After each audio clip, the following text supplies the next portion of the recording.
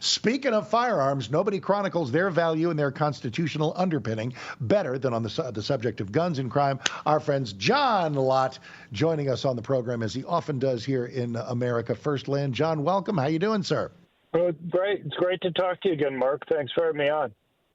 Great to have you. How will this Democrat convention gathering in Chicago right now, will they even mention the Second Amendment? Will they address the fact that a lot of voters looking at Kamala think she's a gun grabber and some Democrats actually do own guns? I assume they'll go to their base to some extent and talk about the need for quote unquote common sense gun control regulations that they have there. Obviously, Kamala Harris seems to have backed away over the last couple of weeks from some of her issues she's had on crime, on illegal aliens, on guns. But, all somebody has to do is go and watch the videos of her from a few years ago where not only did she say she was for the confiscation of guns and that she was willing to go and do it with executive orders, but she did it passionately, so it's one thing to go and just have a position that you change, but position after position, if anybody watches the videos, will know that she passionately held these different positions just a few years ago. And look, Biden has been the most anti-self-defense president that we've had ever. And Kamala Harris, if anything, ran to his left in the 2020 presidential campaign.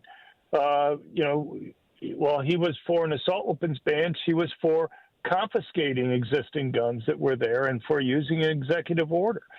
And the other thing that people don't realize, I don't think, is that she's actually been the gun control czar under the Biden administration. Biden set up an Office of Gun Violence Prevention. And just as with the border, he said that she was in charge of trying to take care of the southern border more than just the root causes. He also said that she was supposed to be the one who oversaw their actions. So, different types of rules that they've had, the National Gun Registry that they've put together, the different types of rules that they've had on people being able to go and buy and sell guns. Those are ones that have been pushed by this new office in the White House.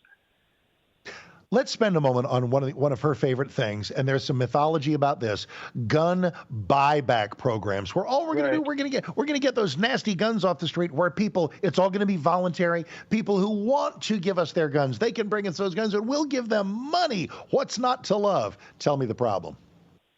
Well, you don't have an option. Either you take the money that they're given, or you're committing a crime. She points to Australia as being the example that we're supposed to follow. Australia didn't produce the benefits that people claim in the media. It's often just statistical malpractice. Here's the thing. They bought about 28% of these guns that they had in Australia in 96 and 97. People were able to go and buy guns again after that. And by 2010, the gun ownership rate in Australia was above what it was before the buyback. If gun control people are right, what you should have seen is a sudden drop in the different bad things that they're pointing to, and then an increase over time as the gun ownership rate went back up. What you actually see is that in the 15 years prior to this confiscation, firearm homicides, firearm suicides were falling in almost a perfectly straight line. And then firearm homicides actually stopped falling when the buyback occurred. Just imagine you had a perfectly straight line that's falling over the entire period. You could pick any point along that line, and the after average is going to be below the before average. You'd supposedly want to look, is it falling at a faster rate or a slower rate after the confiscation? Is there some discontinuity that was occurring? And in fact, the fact that it stopped falling afterwards, you would think, would be evidence that it didn't quite work out the way that they were claiming. And with regard to suicides, total suicides actually rose after the buyback occurred there. And so I'm not going to go and argue that the confiscation actually resulted in an increase in suicides, but it sure as heck didn't reduce the number of suicides there. And, anybody who just looked at the numbers year by year rather than just these simple misleading before and after averages would understand that. But she's multiple times has said she wants to model our gun control laws under what they've had in Australia. In fact, probably even going even further because she wouldn't allow people to go and buy those guns again. It is a particularly timely visit as the Democrats gather in Chicago. John Lott, follow everything he does, read everything he ever wrote, and follow his work at the Crime Prevention Research Center. John, thank you as always. We really appreciate you. Thank you for being there, Mark. He's great. That's John R. Lott Jr. Check him out.